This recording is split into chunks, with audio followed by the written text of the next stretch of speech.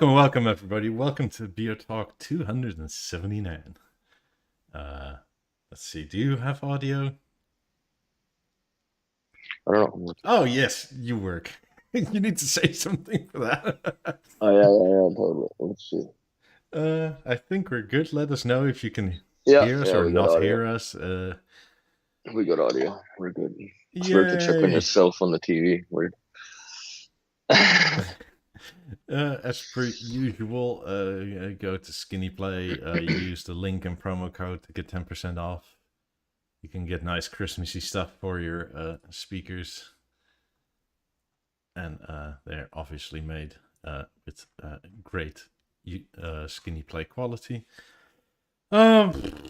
If you want to keep the lights on, send us a super chat. It'll guarantee an answer to your topic and a question. Leave a like and subscribe if you haven't yet already. Those things are free. That actually helps us in the algorithm for anybody that's actually somewhat interested in B&O. Yep. I mean, I know we're not in the millions, but it does help. And maybe it's good for B&O, and we promise we won't only just bitch about things. Unless we talk about software. Yeah. I'm poisoned by the Beolab 8, bro. Really? It's that bad? Yeah. Good, I guess. No, because I need to get them now. And they don't have the walnut grill, so I'm going to have to buy them in black. Which is not bad, because I've thought about it already. Like, I have it all planned in my head. 18s are going to go to the front, because they match the walnut thing, and then the Lab 8s are going to go. One is going to go on the counter, and one is going to go on the nightstand, like in that corner. Do you actually need your Beolab 11 then, at that point? I'm going to keep it, man. It makes so much difference with evening out the especially behind the couch, bro. It makes just so much difference acoustically. Very, very nice. I'll play with it once I get the 8. I don't know if I'm gonna get them before Christmas, for Christmas, or after Christmas. I don't know yet. But Who's getting a little present? I talked to Kareem about it too, because I'm like, man, bro, and he agrees. There's a spectacular speaker. They're very, very nice. Yeah, they do fall apart a little bit when you juice the shit out of them, but so do Lab 3s and everything else when you go beyond, what the average listening volume that they were designed for versus, when you had a couple martinis and your hearing goes down to ABL levels, basically. But yeah, they are an impressive speaker. And I'm gonna have to wait for the walnut girls are gonna cost me more than probably I think it's halfway through a pair of speakers that the girls are gonna cost. It's about the logic behind it. Yeah, pretty close.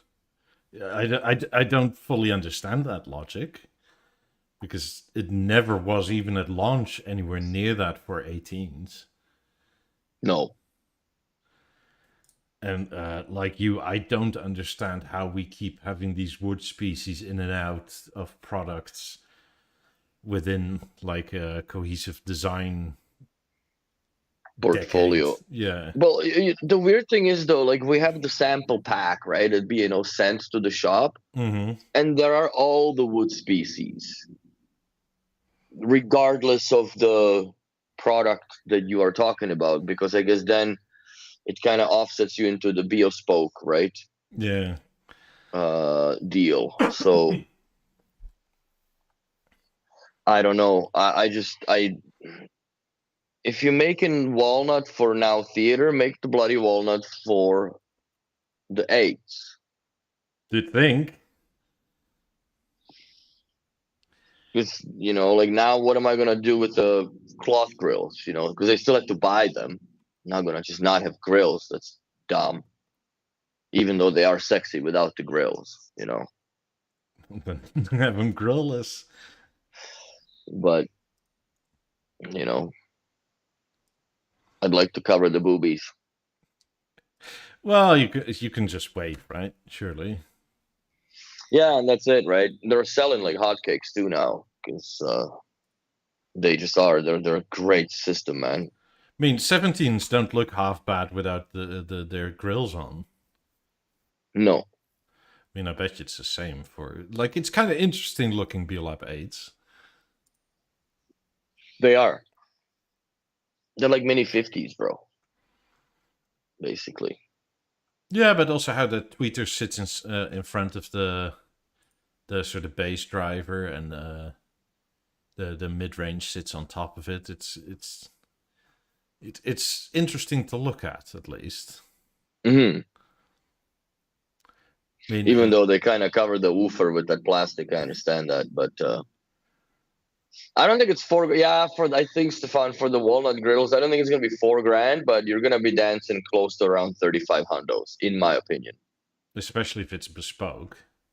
Because it's gonna be, right? Like it's the same as the theater in Canadian is $1,750 for the oak grill, and I think it's $2,500 or $2,400 for the walnut, right? And from my personal observation and installs that we do, about, I would say, 70% of the furniture that this goes onto is walnut built. And the rest is, I would say oak, or a combination of something with, like in Stefan's case, with the marble top but walnut sides, right? Like the whole thing. So there is a lot more walnut in high-end homes than there is oak. And then, do you want it to stand out, or do you want it to blend in with your furniture? So, like, do you go with oak against walnut so it's loud, right, in the house? Or do you go with walnut and then you slit your wrists on BeoSpoke? Yeah. Is there no way of inquiring if they ever Oak is for peasants. Yeah. Oi. Oh, yeah, that's funny shit. Yeah. I'm so happy.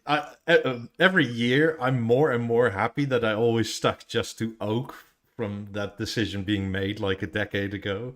Hmm. And I also want to buy them because I know that in maybe a year or two they're gonna go up in price. It's more or less an investment at this point that I look at B&O like than just a audio company or audio video company. If Well, I audio company because the TVs doesn't matter anymore. look at this point, I think you're optimistic with 2 years of pricing. Well, I'm trying to be nice. I mean, I wouldn't be surprised if it's 6 months from now at this I point. think realistically, March when the other ones come out, they're gonna have a revised pricing and they're gonna go at least 5 or 10% up. I know that people may disagree with me that it's insane, whatever. But if you look at the theater went up 30% and it's still selling like there is no impact at all. So that being said, we're not gonna go down on them. Trust me on that. They're not gonna go cheaper. No. They are never gonna go cheaper. So, and at this point, the Mozart, it's kind of on one crutch, not two.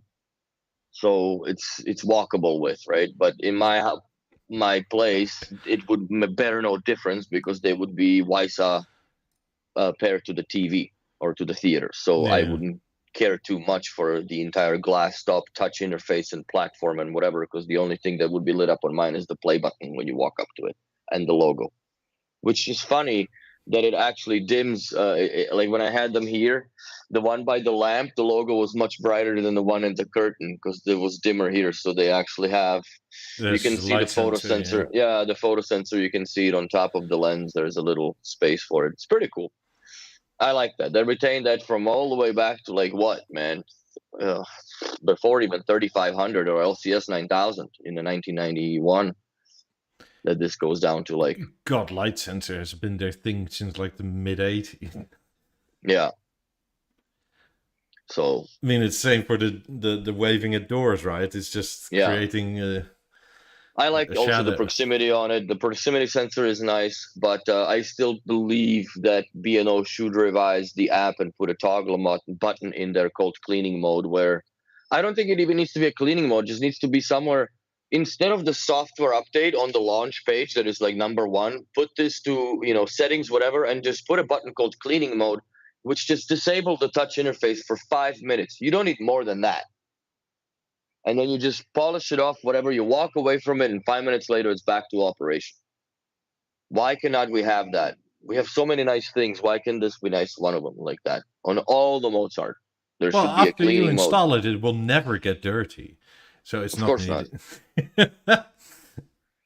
But because other than literally completely pulling it out of the power instead of activating every single my button in there, and now I tell people also that when you are going to wipe it, do it from the right to left, not the other way. Cleaning lady, like, what are these two spots?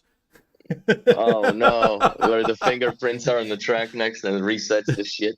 Yeah, But no, it's fully. if you do clean it from the right to left, because if you do it from the left to right, by the time you get across the volume, which will go full bore, the my button one will be activated, and now you have whatever is on basically as full volume as it, not full volume, but depends where you start also. So that's my advice also to people when you clean it. But there should be cleaning mode on all these products, especially like this huge glass platter. Come on, like you're not expecting to have fingerprints on it. I would, yeah. It would make almost too much sense, right? Hmm. I think they honestly should do something with the core now, because if you think about what you're buying, let's say you're buying a Beolab 8 and a pair, right? And then you want to buy a 19 with it. You How do have you to do that? you have to go backwards to core with the transmitter, right? Because at least if you're running through the WiSA transmitter, then if you put it to 2.1, then the crossover is 120 hertz for the speakers to the sub. I And if wonder you if match there's that, somewhere in software where they could make that DPL just a sub out. because it's an antenna at the end, it does in and out. Yeah, no, but I mean on the core, right? Because essentially you just need another RJ45 out, essentially. And it is there, but it's marked DPL. Yeah, but wouldn't you think that it'd be possible to also use the Wi-Fi antenna on the primary or master speaker of the Beolab 8 to connect to a subwoofer per se? If they're saying that there's only 50% of the Mozart platform being utilized as the hardware versus software Kind of what's the capability. point? Then you need that. Then you need it to be able to calculate what goes to the subwoofer at what crossover point, and not. I mean, it essentially needs a. I think if you just sent the full power link signal unfiltered and let the Lab 19 fucking sift out the bass out of it, that'd be fine. Because then you can just go down to, turn up the gain if you wanted to, but you can also set the crossover to 120 hertz, which is more or less the default for all the B&O and has been since ever dawn of time, I think. Or at least since I remember, which is going a few years now to the arrears. But yeah, that's the only feels bad because you could have a Beo Remote 1 controlling the Beolab 8, but you cannot have a subwoofer with them. And if you do a subwoofer, then you have to hide the core. And if you don't want them wired, because you could wire them all, right? You just put a PL splitter and run shit to the subwoofer and run 2 more to the Beolab 8. But then it's a lot of power link going on around. Are subwoofers still needed? That is a very, very good question. I just thought of making that a poll. Because they're making everything go so low now that if you told people there was no sub present, would they actually notice? If you do it without the subwoofer on demo first, yes, that they would not say anything. But then when you put the subwoofer in, it definitely, especially like I think 18s is the best demo for that. When you put the Lab 19 with the 18s, it's just a completely different sound system. Sure, but the 18s are old, right? Like even though you buy a new prior. But if you have theater with 8s, everything goes down to like 28, 29 hertz. Fair enough. But putting the subwoofer in the back of the theater, I think, is the most logical way. For me now, it just makes sense if you have whatever, unless you have 28s in the rear, because they kind of do their own thing. But with the 19, you can hear it. It makes a big difference acoustically. Oh, and now no, that I agree. But again, back, that's why they probably made the triangle, right? To make subwoofers obsolete. Probably. They're kind of like theater up front with 28s and 8 in the rear, or vice versa. 8 up front and 28s back. Like, do you really need a subwoofer still? Some people prefer it, but that's not the same thing, right? Like, or should you just buy 50s and or 90s and call it a day? Yeah, you don't need a subwoofer with those. But I've seen people using two Lab 2s with the Lab 5s, which makes no sense to me, but I've seen systems like that. I think Steve had one where there were 2 Lab 2s on either side with like a shape or something. And the Lab 2s were stacked on top of each other. That's too much. It's good fun. But for some people it works. But if they were to remake it like a 19 now, right? If they were to update it in any which way, well, because effectively you only use it for 10 hertz. But do you really need to update that subwoofer in any way? It's a sub, bro. It looks great. Yeah, but you can't attach it to anything. Like if the whole idea is that everything must be locally controlled, saying they should put a Mozart platform into the sub? Well, that's effectively what everything will be. Because the whole idea is that everything has internal sources. You don't need a BV anymore. Because that's what millennials want. You just want speakers and you want to be able to touch them and they do their thing. Like you don't want like a core next to it. You don't want a TV. You just Yeah, want. but I know, like, be doing Mozart on the Lab 19 is like giving a fucking cookbook to a pig. It's just not gonna work in any way.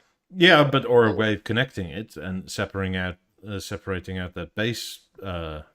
Then I think that capability should be more or less addressed on the WiSA software antenna inside the speakers themselves instead of just a subwoofer.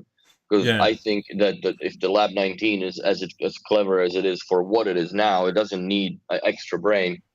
If you just put it if you reset the WiSA pairing and it just blinks green and one of the either 8s or 28s picks it up as a subwoofer, I think well, now that crossover network is not done physically, it's all done within the software. So it just knows, okay, I have this, and uh, yeah, I think the room sense, which is the next comment here, I think the room sense will also be a little bit I think should be ran a little bit different, because then both speakers should listen to for the subwoofer at the end for the swoop.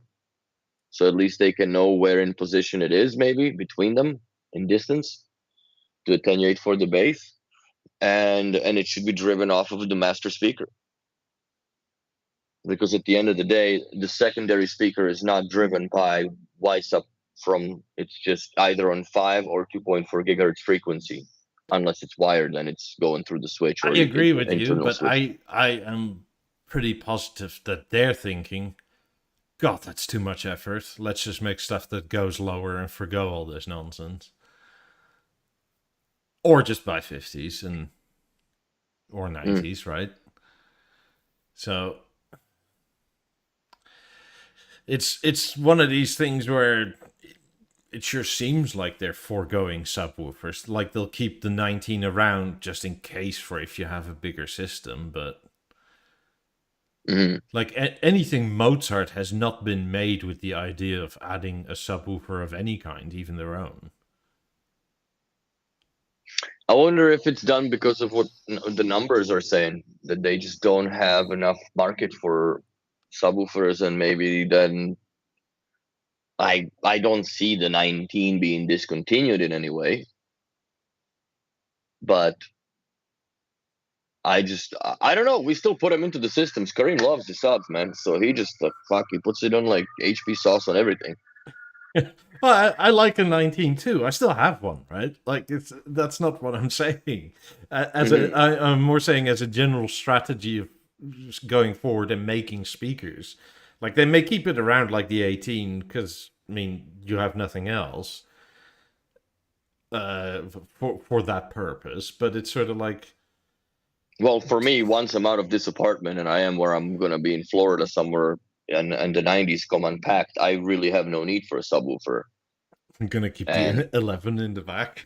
Keep the 11 in the back. The frequency, man. Yeah, man, it brings it out all the way, bro. All those 200 watts in the egg.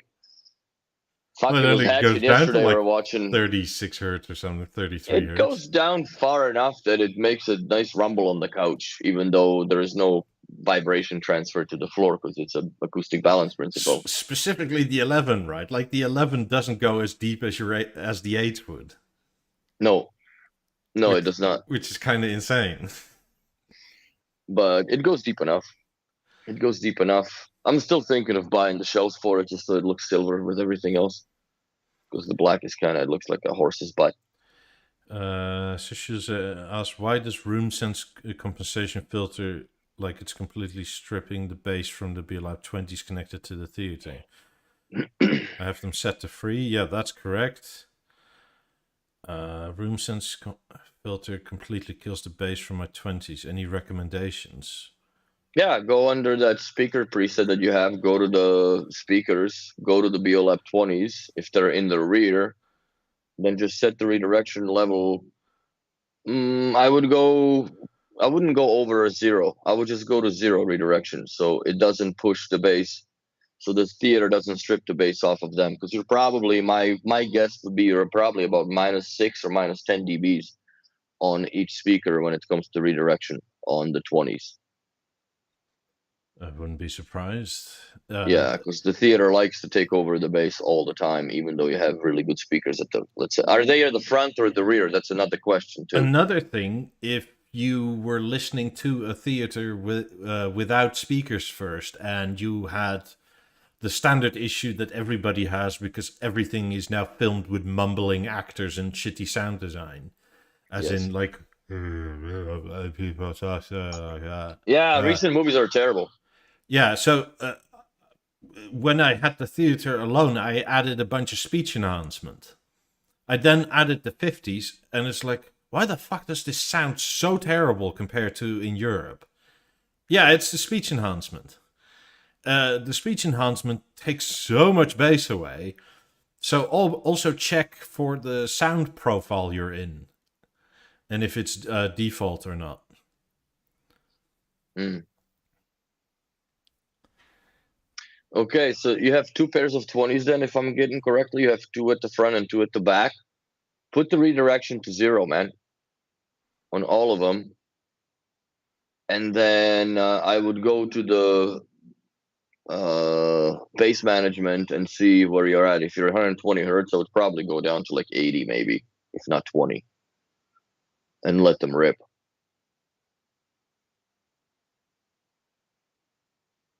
Try it out. You can't figure it out if you don't try, and this is where I would start to begin with. And then also check your what do you have your theater set? Is it just the center? Yeah, it's also the theater sort of tries to equalize for most normal listening positions between everything. Mm-hmm. And it also, I mean, it could have been that you had massive reflections, right? And that's what you got used to before you had room compensation, because you obviously didn't have room compensation on your 20s before. And it could just Mm-hmm. happen to be that 2 of them were in a corner or in a place where you get massive amplification because of just how the corner sits to where you are. And that's not how they were supposed to sound. And now you hear them as they're supposed to sound, and you go, what's wrong with The these? fuck? Yeah. But I agree. There is a little bit of bass you can add for sure. By also, what are the dB levels on them too? Like you can play with the dBs. Don't go too far up, but I would try them. 1 by 1 dB increase on each side, and front and backs also, and then see where you get with it, because you obviously don't want to have them louder than the center, but the center does come quite present in a default BNO tuning, I would say. Yeah, and the sound mode you're in, check if you haven't like put anything in, just in case. Mm. Because I literally was thinking the same. Like, why don't I have any bass? And because I watched my theater for like a month by itself, and I added a bunch of speech enhancement, and that just killed all the bass essentially. Yes. Which is weird because it kind of says it only enhances the speech, but it also seems to take away from the bass everywhere else. Mm-hmm. But yeah, I would try that avenue first. I also think it's maybe software, because I remember my 50s being a lot more bass heavy, but then it could, like, there's so much different in my setup from one to the other, in that I live in a new place. Everything, like you keep saying, is paper mache here. Mm-hmm. And God, that eats a lot of bass. Because I was in the kitchen and the music was playing quite loudly.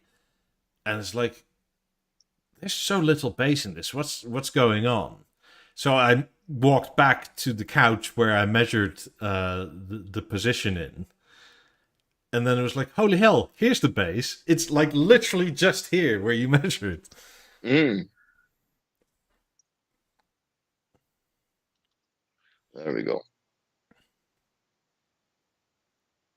Yeah, if your speaker's all right up against the wall, I would, if possible, give them at least a little bit of breathing space. I'm not saying pull them out like, half a meter off each side of the wall, but just I wouldn't jam them all the way in. No. And also depending on how long have you had the theater for, is the first question.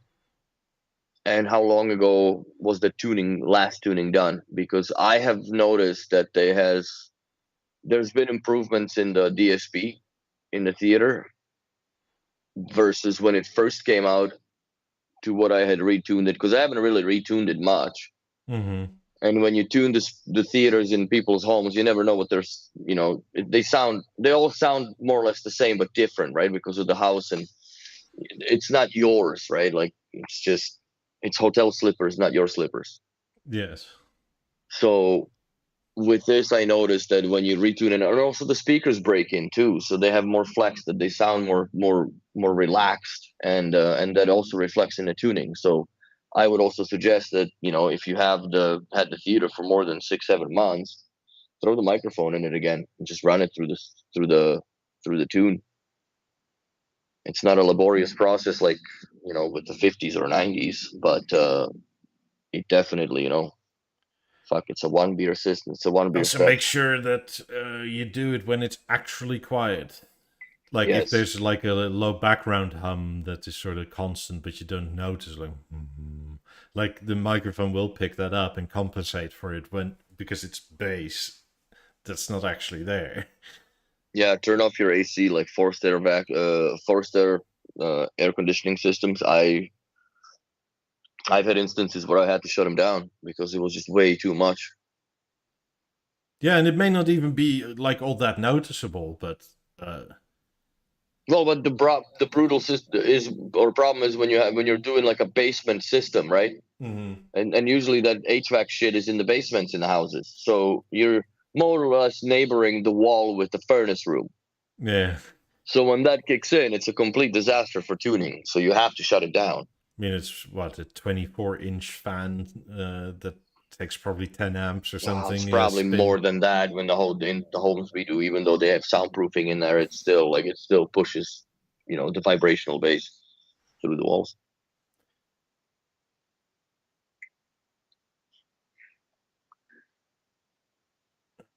I've had the theater since release and retuned last week. Since last firmware update, the tuning is better, but still strips the bass too much. I think before the last time I had my 50s connected, I was on 2.4 dot something, Mm-hmm. and now I'm on 3.2.3. And I also notice a sound change, and I don't think the 50s are as bassy anymore. I think something changed in software. Nothing sounds bad, right? But I have such a hard time comparing because, like I said, I moved from a concrete apartment to a paper mache house, Mm-hmm. and the amount of bass drywall eats, I never really realized. Oh yeah, buddy. And like I said, it's to the point where, like, if I'm from the couch to the kitchen, which is 6 meters or so, in the kitchen there's almost no bass, and then you walk to the couch again and it's like, oh, there it is. Yeah, dude. But I do think something changed. I'm just having a hard time comparing because, like, I've been out of it for so long. Then again, I'm also, for my case, like, I'm not sure how the tuning on my 50s is because I did it during the day because I didn't have time for an evening session. So it may have, like I said, picked up like a truck coming by or something like that, Mm. where it's just cut a bit of bass because there's like a bigger truck going out. Oh yeah, that was, I had the problems with the fives when we had tuned them a couple of times, and they had the diesel truck idling outside in construction. Yeah. Forget it. Had to wait till lunch. Can you please explain how bass redirection works?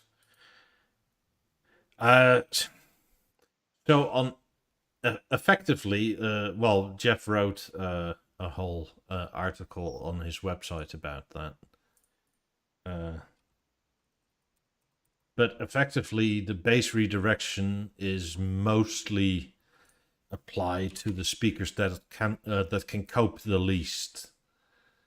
And So it pulls bass away from them. It's more or less like an active crossover, but you have basically a control of how many dBs do you want to push off or push into the speaker. That's what it is. Where the bass management in Hertz is what you're actively changing on the DSP is the crossover level network between how much of that is going, let's say, to the bass or subwoofer versus all the speakers, more or less. That would be my understanding of it. But with bass redirection, the higher the negative number, the lighter the speaker will sound. That's just what it is. Yeah, and the weird thing is, it also it does it to the 50s too. Yeah. So I also I still have to play with all that. I'm doing so many things currently. I'm spray painting. That's why it's all white and stuff. It's like the room over there. I just had to sand the whole ceiling because it's still that awful popcorn ceiling. Oh Christ. Yeah. And I've been painting and priming and I'm absolutely knackered today. As soon as we're done here, I'm gonna do the final coat of paint, and then either tonight or tomorrow morning I'm gonna start laying the floor. Nice. So we're getting somewhere, but it just means I haven't gotten to the full playing around with B&O and sitting down for it. Because at night it's just like, I'm just glad it works at this point. Although I have been, since the newest software, having weird restart issues. Really? Now you're being plagued by that. I gotta say, man, knock on wood, I had it solid up to this morning when I was watching YouTube and it started doing the popcorn deal. Pop, pop, pop, pop. Like crackle through the speech. Like I'm like, well, maybe it's the channel I'm watching, so I switched to do different, change speaker presets, and like it's still it's in the TV or whatever. I reset theater or rebooted it more or less, and it's fine. So I don't know, but there's still ghosts in the machine, I would say. Yeah, I mean, I was listening to Deezer and I was done doing that, so I pressed the My button for Netflix. Yeah, I didn't like that, so I had to restart as well. I still have issues with the remotes being or retaining parity. Well, that's exactly what happened. So the TV didn't like it. It went into a boot loop, right, or a reboot cycle. And then my remote was dead. That's when I texted you, like, what is the reset function again? Oh, yeah. Because, like, you press TV and all it says is TV. Like, you can go in and out of other products, but it wouldn't say anything for the theater. Mm-hmm. Which is... So I just reset the remote and... It was fine. I couldn't even repair it. I still have that. I still have the parity problem, and I still have the issue where if I activate the source from my remote on the wall in the foyer, the one that I have here does not pair. It takes few button presses. Like, it's just fucking annoying. So and it's only with that. Like, I've never had issues with the Essence remotes, and I never had an issue with Emerge. Well, I can't say never. In the beginning I did, but now with the newer software, the Emerge is absolutely rock solid. And it's the same Mozart platform, yet they both display different menus. I don't get it.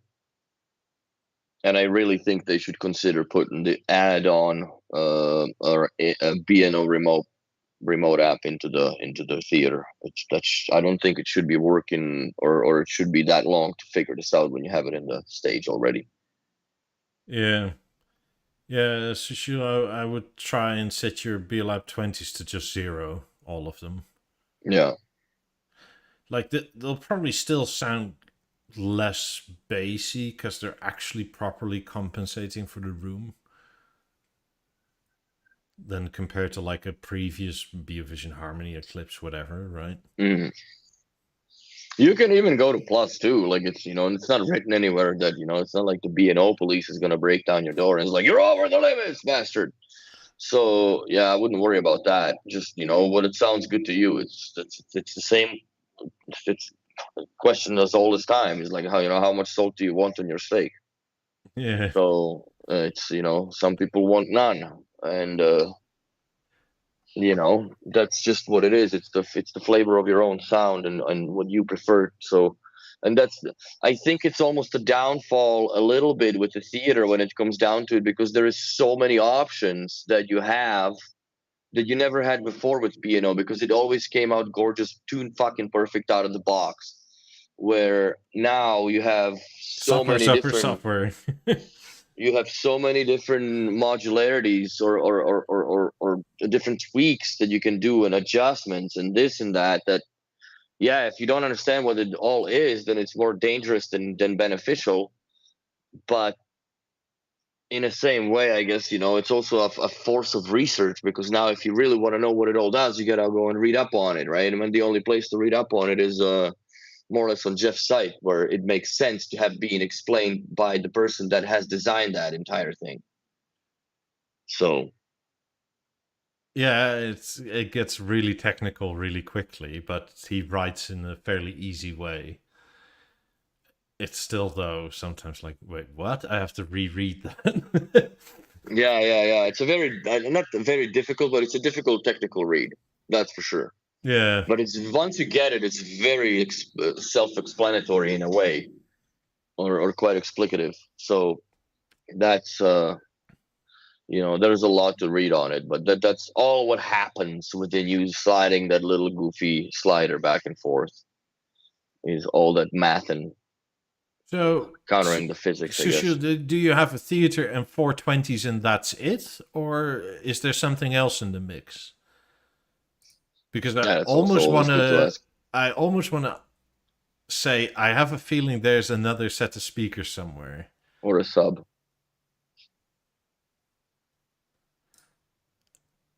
Yeah, because Oh, he just okay. That's it. Default is okay, but it's not okay. I think the default, when I found it, because I left mine in a default for a night and just watched a movie with it. It sounds great, but over 70. Like, you really gotta flick the bean hard yes. in order to enjoy it, because I honestly also think that that's where it's set to, in a way, to protect itself, so you never really reach the ABL limits of any of your speaker systems by default, of how much it attenuates the volume and so on and so forth. That when you go to the 90, you are more or less, in my opinion, facing more not than 80% of the speaker's potential. So there is still a lot of power reserve. So then, like with the 20s, I know 20s can kick some serious fucking ass. So there's no reason for them to be so vegan about it. You know what I mean? You gotta slide it up, man. Go above zero even, and feed the meat and see what happens. But it will, they will definitely change acoustically. You can do it now. I'm sure you can switch between the podcast if you're watching on the TV, and do that, instead of when you, like me, watch a movie with your girlfriend and you're like pausing, like, fuck, I gotta take down the dBs on this and that. It's more annoying. Just the theater and Beolab 20s. I have a feeling, I am not sure, because like I said, I haven't had the time to like fully investigate and play with it. But the up firing drivers are probably on, and that is probably what is used as a reference, because generally the weakest for loudness is used as a reference in some way. Yes. Because, I mean, you don't want to hit ABL because that's shit, right? Because all your bass disappears. But you also don't want to, like, be in a dynamic movie scene where you hear, like, stuff happening above you and you go slight bit up and it disappears because it can't cope. Mm. But I've never had a problem with that. Well, it depends on what, right?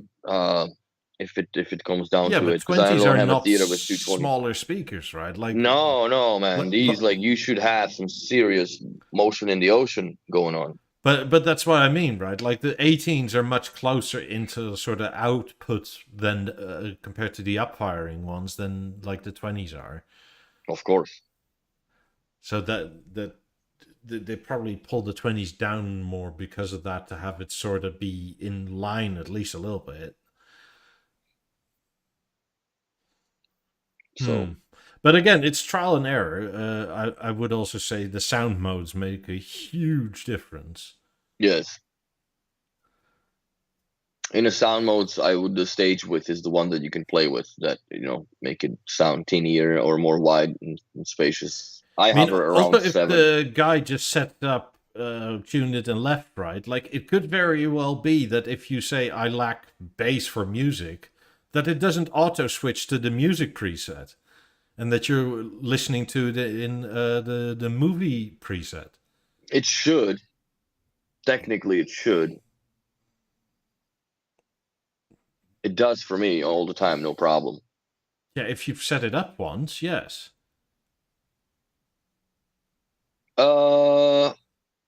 No, it's. Yeah, but are you talking Deezer? Are you talking YouTube? Are you talking? What are we talking about, right? Well, you can do them by source, yes. Yeah. Yeah, if there's no selection within the source, then it just stays on whatever was the last, which, yes, you're right, would be the movie or TV, which is even worse. Yeah. It's not TV, but speech. Fuck. Yeah. Yeah, if you're on that, then it feels bad, man. So if you're on speech, then no wonder you don't have any bass. Worse if you're on night listening mode. Oh Christ, yeah, that's completely done deal. But yeah, I would also check on that with the app when you're listening to it, because you never know. And go through the sources and just assign proper things. If you have a Beo Remote 1, I would also venture down the Beo Remote 1 settings and go into the atmosphere and choose by default what sound mode, what speaker preset, and what volume should it always be activated at. And that's the best way to do it. You don't have to select the volume if you want it to be just whatever you set it prior to going to that source, but I always prefer to set it so people know exactly.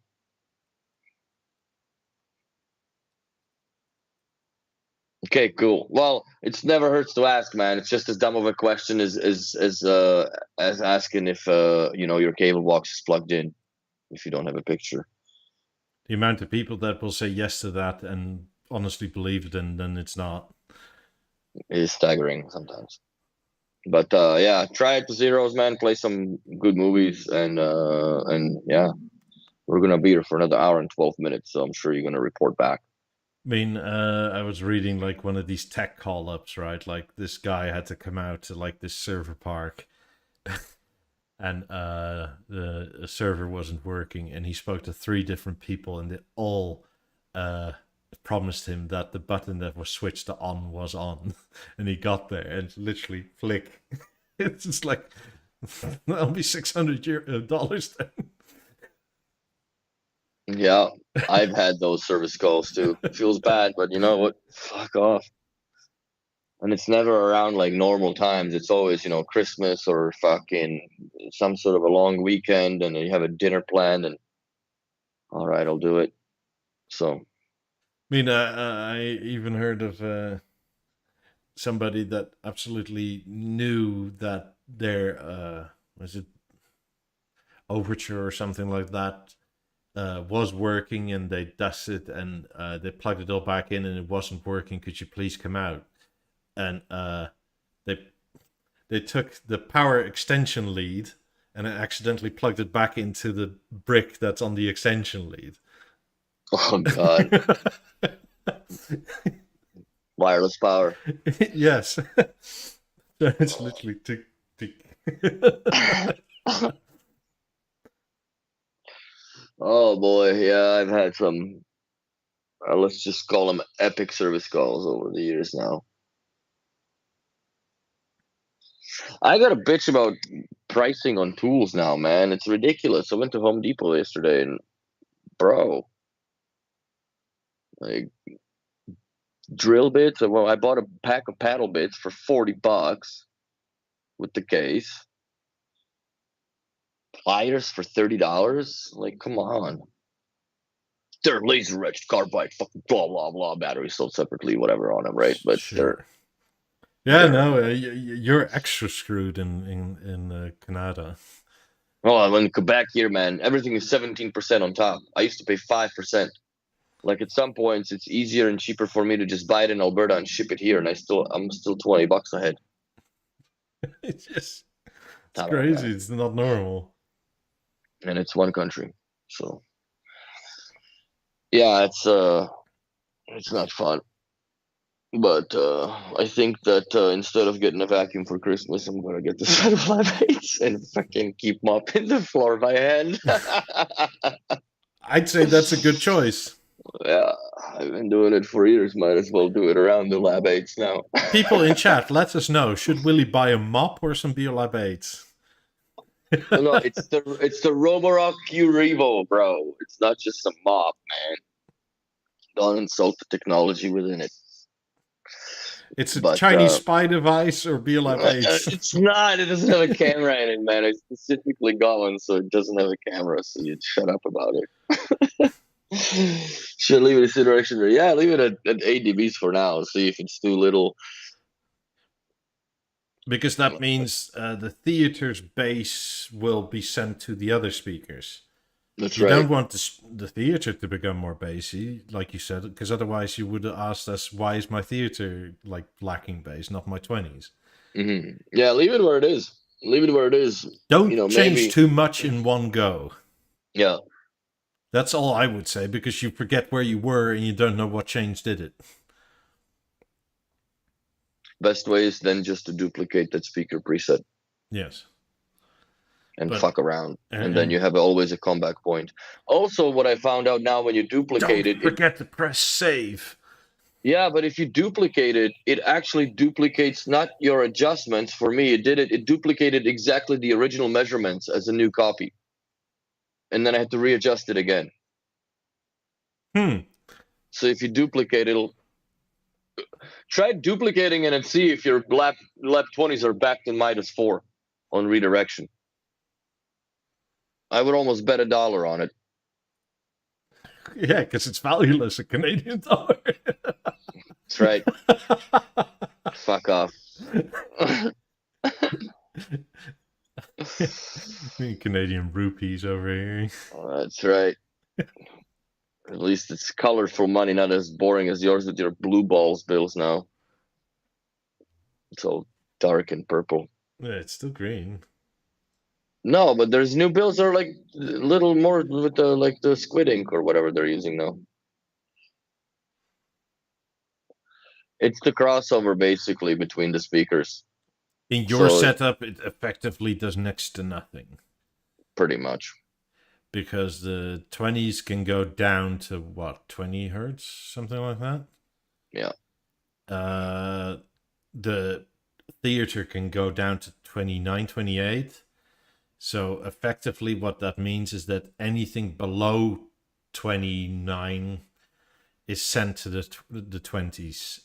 So yeah, I'm right. See, it does duplicates the original values, not amended. So yeah, you can have one that which is great news in my opinion, because if you do accidentally modify your original, you can still duplicate it and get the. But is that a bug or a feature? Let's just call it a feature for now. It's a good feature. It's essentially you're not duplicating what you have anymore. You're just reverting back to the original. But in Danish terms, that's duplication. So it works. At least you're not lost. I think it makes sense to do it that way. It just gives you the original values to modify from. And yeah, see how it sounds, because then you can go back and forth between the original tuning of the deaf guy and what you have. Yeah. Because it does. There has been no theater setup other than the standalone setup of the theater that I had not sat with that speaker presets or listening positions, and I go to speakers and I do modify the dB outputs and redirection levels on all the external speakers attached to the theater. That's never. If you change the bass to 80 hertz, more or less, it's pushing anything over the 80 hertz. It goes to the outside speakers type of thing, as the crossover network is from between the theater and the speakers outside. mean, the 120 hertz is pretty okay because it's like an octave or so above what the median, if not the upper median, can do. Like, even because you have to account for people still having Beolab 4s and stuff, right? Uh, but Feels bad, it man. I it couldn't find makes mine the same. anything. How would you say? It makes anything that is kind of more capable sound kind of thin, especially if you have more capable speakers in there. Yes.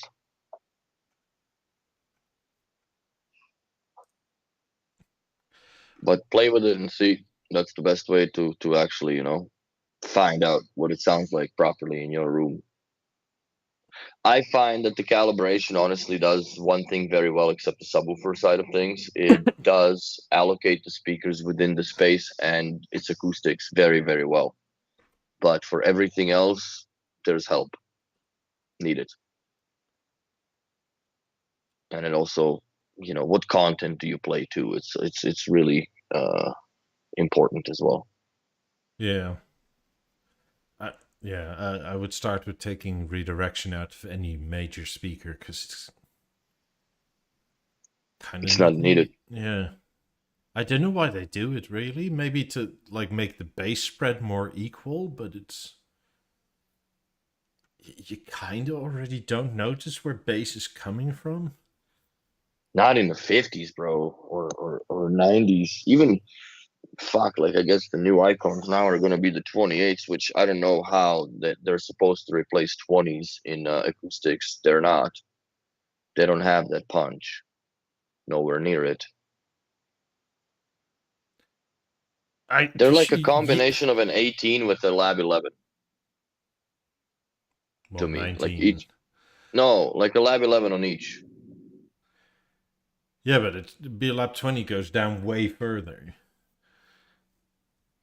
No, I'm talking 28s, like to 18s. Oh, that's what you mean. It's not like they don't have the amount of punch that the 20s have. I mean, I would say 20s beat the 28s on bass, but the 28s beat the 20s everywhere else. On accuracy, 100%. 100% on accuracy. Also, like I personally, I don't like the mid-range on 20s. It's like it's almost like it's a meter behind everywhere, and it sort of sounds, especially on their own. I mean, I haven't heard them with a theater, but on like the older Beovisions, it sort of sounded like it was kind of muddled and not really there, and it sort of pushed back. Like you had a tweeter and you had bass, and then like the mid was like way back. It made for a very strange sound to me, the 20s. Which I never much liked them, but kind of design-wise. have. But I don't like the look of the 9s. Yeah, 9 sounded a little bit muddier. That's for damn sure. But they were a good speaker. 20s, but it was more equal across the whole thing, right? Yes. But still, 20s are a great speaker, and don't get me wrong. It's not one that I would ever own because I had owned it, but I never liked the look of it. And you know what? I guess that's also the thing of B&O, that you can't find great sound and whatnot, but you might not find the great look. And I've had people that turned down. We installed a set of Lab 3s in white color, and the wife came home and was like, "What the fuck are these eyeballs on my wall? Take them out." And we had to take the Lab 3s out and put the 8002s at the time with white grills because they disappeared into the wall. She didn't like them. And she was a musician. She's like, "I don't care. Yes, they sound great, but they look awful to me. So therefore they go." And you know what? Married man, no. You can be right or you can be happy. Susha, I would say it's very hard to blow your 20s. Oh, you gotta try real hard, bro. I mean, you gotta find yourself some like drum and bass with like a very high pitched violin in it, and then pretty much go from like actually cold to 100%. Like make sure that it kicks in like full power almost immediately. I had to just got a huge Instagram message from a guy that I was telling him, like, maybe you should move the 19 to the back. And the sound improvement, thank you very much, Willie. The sound improves immensely when you put the Beolab 19 behind it. The truth is, when synchronizing the speakers, I have many doubts. And then he goes off to a whole bunch of things that I'm not going to read right now. But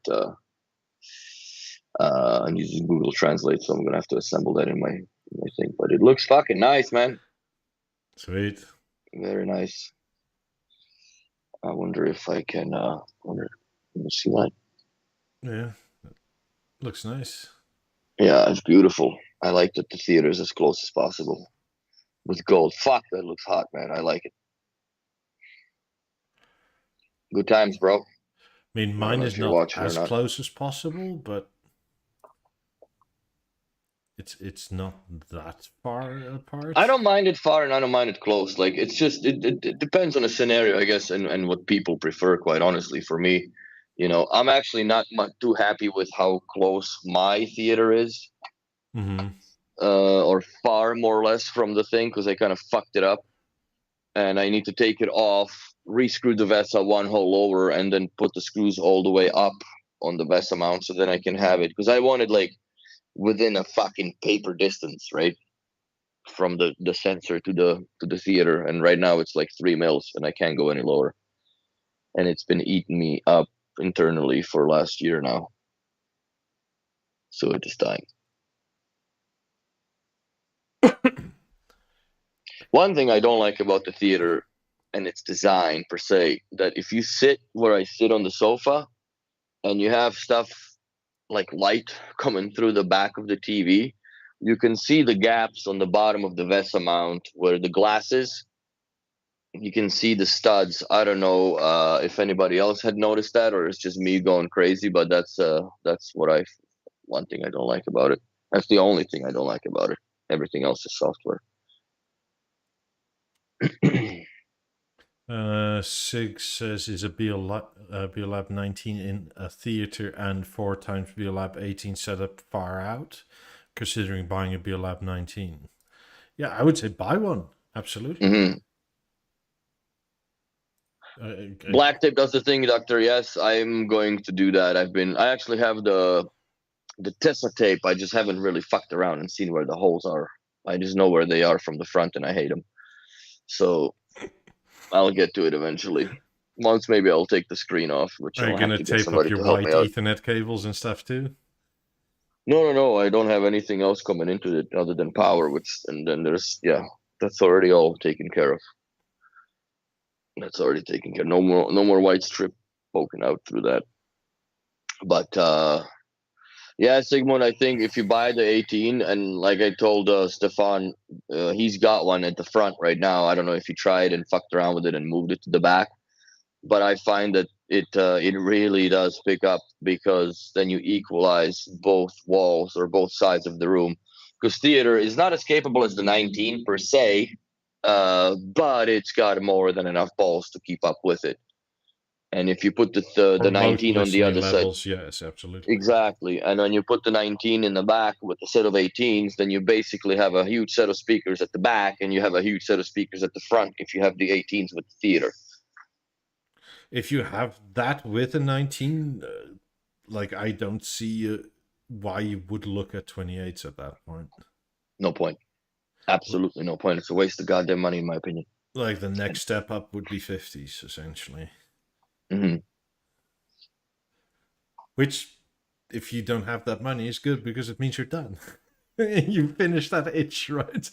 Unless you don't want that itch finished. Yeah, 50s. I did the setup 50s last week on Friday. Fucking got PTSD now from sound. For callous. I want my 90s back. Well, they fit through the door, right? Like, you can try. Oh, dude, I thought about it. I wouldn't be able to get out on the balcony because I wouldn't risk, hitting them. But then it wouldn't be no point. Fuck you. I could roll them in here. I'd have to. I'd have to take the doors off the fucking laundry room. mean, put your desk in front of the glass, have I'm your not 90s bringing them right in there. here, man. You know what's gonna? If I brought the speakers here, I get the visas within a month. That's what would happen. I guarantee you that. So good pre-workout for the get your pump in. Holy shit! And you know what? The only reason why I don't even want to bring them in here because I know the road that they would take here, and it's a fucking terrible road. So I'd rather have them in Laval, where the country is more developed than Montreal. Mhm. And then when I do leave, they're gonna go fuck off. They're not gonna go through Montreal. They're just gonna take the highway around the city and go out. Because there's no point for them to go through the city. So therefore, I'm avoiding this whole shaka for a 25-minute ride to get them in here. And the problem here logistically, where the fuck would I even put the container? Because it's one thing to have them Sleep in it. Bro, there is no way that I could safely roll them down the steep incline of the parkade. This is what they mean with live in the pod, right? Just living your 90 Fuck, container. with my 90s in the container. Like you It. can get the 90s out, live in the box. And just I sleep was in so mad yesterday, man. I went out to the storage because I'm gonna take out all my Milwaukee stuff and just put it in the van. Because I'm taking stuff out from the van, and there's this aluminum toolbox drawer shit that it's in the fucking way more or less than anything. It doesn't do any good for me. That frustrates me. So I'm like, if this van is mine, I'm taking it out and putting my stuff in there. And the quest was to get the Beolab 4s to find them and see if just to plug them in here because now I'm emotionally damaged from the Beolab 8s, so I wanted something in the front. Small or not, it's better than nothing. And I had a tenant that was moving in at 10:30, was supposed to give him the keys, right? So I go there at 9, fucking dig up the Milwaukee stuff, put everything back, drive all the way. It's 25 minutes each way. So I drive all the way. I'm literally a block away from turning into my parkade when I get a message from the office saying the lady decided she's not coming in. She's doing it she'll do it in the week. Like, you motherfucker.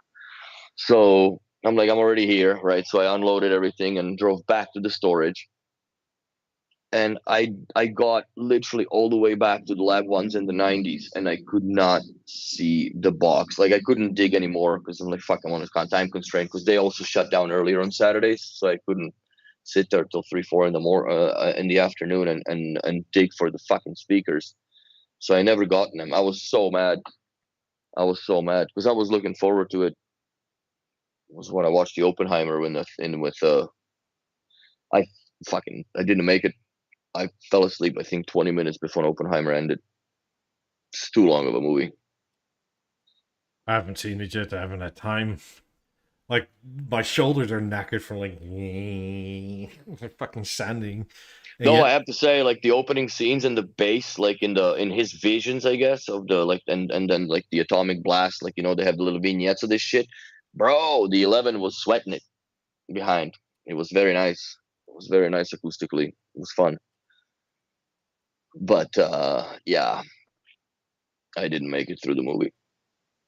So now instead of digging for the 4s, which I might attempt next week, but I don't think so because I have now something lined up for the Saturday, I'm going to consider buying the 8s. Fuck. good. Providing that I don't have to pay the freaking lawyers more money. Hopefully not. Because there's a whole discussion for off-air what's happening. But I hate lawyers. yeah, I think Lab 8s are a very realistic dream, to be honest, comparatively to what the 18s provide. Mm-hmm. I mean, essentially, if I ask for non-realistic, like everybody will say 50s, 90s, right? But like, what can you actually afford? That is your next dream spot, is what I'm asking. Mm-hmm. How's the A5 treating you? Do you like it? Yeah, it's fine. It's nice. It's good. It does what it says on the tin, actually, which is kind of nice. That it's like I've had no issues with it, other than like it died a bit sooner because it wasn't fully plugged in. Mm-hmm. Because it's like the Type C is kind of a bad connector because it's so low and it's so small on a fairly sizable device, right?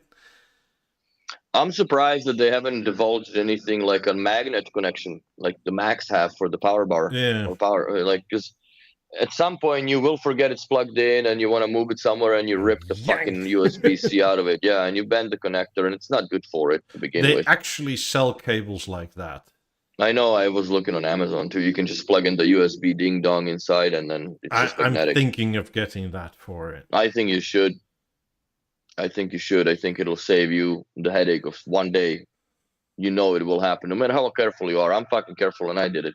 Well, it's also to connect it right, like it just snaps. But not right now. It's like an A5 isn't. It's very carryable, but it's not exactly light. But No. because the USB-C is so small, you're handling like this 2.5, 3 kilo thing and going like, eh. Because I have no where the charging is in my kitchen. I can't really turn it around and then start poking it and have it sit while doing that. Mm-hmm. Also, cats would immediately pounce on the fucking cord. Yeah, because it's fabric too, right? Yeah. So I like that. I like that they started doing the premium my only cords. gripe with it, really, is that like I wish that USB-C port was in the back top. It would have made it so much easier. It would be less discreet though. Yeah, I understand, but like it's the back anyway. I mean, if you just have put it where it sits most of the time, like it's so low that you might as well slide the USB-C over like the kitchen counter. Mm-hmm.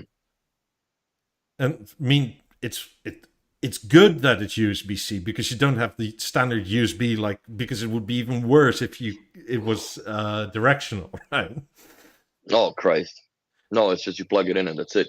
Yeah. But yeah, sometimes finding that little hole in there is because their milling is almost too good. I mean, on that wall, that counter is also only like 17 inches deep or something like that. So it's not really all that deep.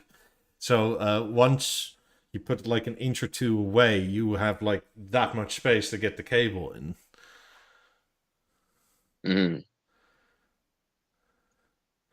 Mm-hmm. Michael Catterall says, set up my 28s in the theater on the weekend. Hardest part, getting the power cables into the 28s. I know, right? It's infuriating. I don't like that you have to take apart more or less the entire speaker and to unplug it. Or plug it back, I guess. It depends where your what your power capability or power cord things are going on. But if you got to move it and unplug it, yeah, you got to take off the grills, unscrew that nonsense, pull up the spine, and then unplug it from there. I mean, I remember setting it up, and the figure 8 connection is so hidden. I forgot where it was. I was like looking and looking. And I think I even texted Henrik, and it's like, where the fuck is this again? And then I found it, and then I was like, oh, thank God. Oh no, shit. Actually, like that size, that hole, my fingers like this are wider than that. So I had to get like pliers out to like push the fucking figure 8 in. Like my hands are quite sizable, so it's like I had such a hard time with that. And then since it's a plier, you don't really feel how far you've seated it. And then I personally panic for like, if I'm gonna like, if this is only barely making contact, is this gonna like burn it out or something if I juice them? Spark all the way. Oh, that's funny. Or is it gonna vibrate out? I don't know, but like. No, I think that the 28s are number 2 as far as the most bullshit power connection that has ever been designed in B&O's history. I still believe to this day 9000 is number 1. BeoSound 9000 is Beolab 3500 is the number 1, especially when you have it on the wall to plug that son of a bitch in. Oh my God, FM antenna on the 9000 is terrible, but 3500, the old 3500 was absolutely disaster to plug in, especially with the Masterlink and the power. Both connectors were just annoying. And people that did some installs with those over time, they know and understand and can relate to the pain. I mean, 17s are not annoying at the power plug, but at routing of the cable. Yeah, and I think what's more annoying is that they give you the cables which have these long, like what they should give you with the 17s or any B&O speaker should be a power cord, which is like that. Yeah. But what you get is Yeah, you get the longer version of that. And to you get the get this, cover on, you need to make an immediate 90-degree bend. you get a fucking nonsense, Yeah. and then it bends here, which is already way past. If you plug this into the 19, you can't even get it around the first security wire security bend. This you could, Yeah. but like look at the difference, man. Like there is a lot that Same for 17s. It's like you barely, like, also on the 17s, that first security thing is so goddamn tight. I have to get like one of these out. is, Like you stick it in and you literally pry it open to then ram the cable through. yeah, that security retainer is really, really tough, but it works. Like you're not moving it, but they need to, I think, revise the cables that they have, the power cables, and put it back in the inventory for B&O where you can order gray, white, and black power cables in 1.5 meters length. Because everything now comes with a 3-meter wire, and some It's too people have long. issues. 90% of the It's time. fucking ridiculous, and it's a lot of people that I work with have an issue cutting it down for some weird reason, and I also agree with that because the plugs that you have then to attach, like it's regular Home Depot yellow or white, looks fucking awful, right? And the only other way is to attack it from the other side, which is the figure 8. But when you start dealing with this, like the plugs that I use, yes, they will fit around. Like my plugs are literally this long compared to, but you have to solder them. So that's the drawback, which I don't have a problem with because I'm more fully kitted for it. But like the guys are not, so you just also have the benefit of just stuffing shit in the walls here, which is the curse, but also a blessing in disguise, right? Where Absolutely. So. I mean, although I must say, in my exterior walls, I don't have that much space. No, there's not. That's the exterior will present their own challenge for sure because you don't want to fuck around with the vapor barrier and everything else too, right? I have like 2 inches from the front of the drywall to the concrete. Mm-hmm. Because like here in Florida, because it's a Florida thing, like everything is concrete, and then you just have this lattice work of what is it? I think they're 2x2s. Or 2x1s, yeah, 3x2s. Like they're wider, like one way, but they're like flat on the wall that way, not that way. Yeah. So I mean, it's nice in the sense that because they're not actually studs here, because they're mounted to the concrete. Because the concrete is for ends basically to just straighten out the wall is essentially what they're doing with it. And put a vapor barrier and some insulation in. Yes. But and run power on the inside basically of that wall. So if you get one, you have like, I don't know, like 2 inches wide to put a screw in, which is kind of nice. Yeah. Yeah, some. I mean, fuck, I'm gonna buy the Beolab 8. Even the theater is not great on a wall to get all the cables in. I mean, even that power cord has to like make an immediate 90 backwards down. I go with the power cord to the theater, then I go a loop and then out. Yeah, okay, but you can't do that if you have like 2 or 3 HDMIs in there. You still can, because then you have to just run that cable flat. It's a pain in the ass. Utter pain in the ass. Because if you're doing it by yourself, it's a real pain in the ass. But if you got somebody, then one guy holds the theater, and then because if you latch it on the bracket, because those pegs, right, that you can slide it and you have enough room to work with. I find that at that point where you have it on the wall, it's too late to fuck with cables. There you just more or less flattening stuff out, and you're trying to go notch by notch to fit it in the hole so nothing kinks too much. Yeah. But yeah, they're tough. I mean, it Theater looks nice once is it's all compressed. done, but it's not install friendly. Well, I think most of it, honestly, is the way we run it now. We plug in everything that we possibly can into the panel, other than the TV boxes, because they need puck control. So they go in, and they don't really have much issue because they're fucking shit picture 1080p. Let's call it 4K if you want. But we plug in everything through that, because I think that B&O chosen a very dangerous path to walk with a CEC control on everything. Depends so much on implementation, but it's so much better through the LG.